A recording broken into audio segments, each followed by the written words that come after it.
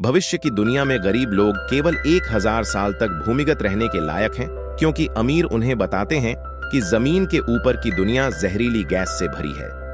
लेकिन जब गरीबों को पता चला कि यह उन्हें नियंत्रित करने के लिए एक झूठ था, तो उन्होंने बिना किसी हिचकिचाहट के विद्रोह किया। एक भयंकर लड़ाई के बाद वे अंततः अपनी इच्छानुसार डिब्बाओं के निकास तक पहुंच गए और अपनी स्वतंत्रता वापस पा ली, और फिर उन्हें जहर देकर मार दिया गया। दशकों बाद आप आइसोलेशन सूट पहनकर यहां आए और उनके अवशेष खोजे। एमी को नहीं पता था कि यहां क्या हुआ था। वह केवल इतना जानती थी कि इस पृथ्वी के खजाने की संरचना लगभग वैसी ही थी जिसमें वह रह रही थी। अंतर यह था कि जमीन मानव लाशों से ढकी हुई थी। जार के हल्के से खुले दरवाजे को देखते हुए वह सावधानी से नीचे उतरी।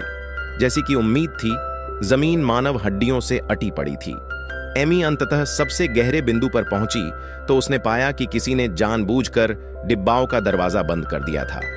हालांकि उसकी उच्च बुद्धि के कारण वह इससे विचलित नहीं हुई।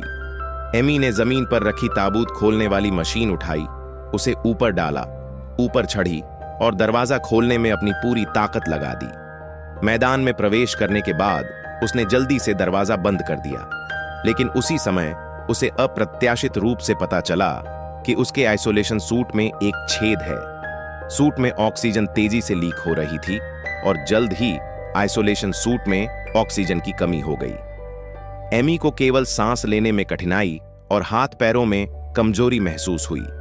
हालांकि आइसोलेशन सूट उतारने के लिए कम से कम 2 लोगों की आवश्यकता होगी।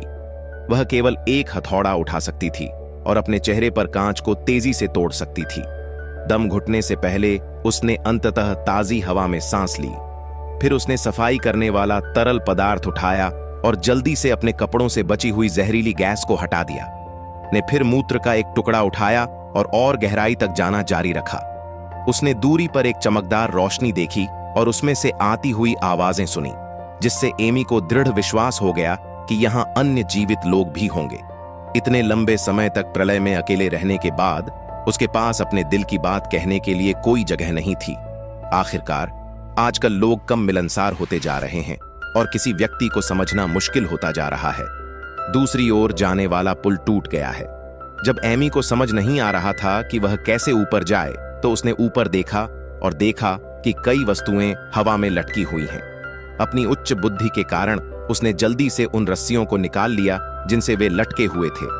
उन्हें एक एक करके जोड़कर उनकी लंबाई बढ़ा दी और फिर धीरे धीरे रस्सियों के सहारे नीचे उतरी। एमी ने अपने शरीर को थोड़ा सा झुलाने के लिए जड़त्व पर भरोसा किया।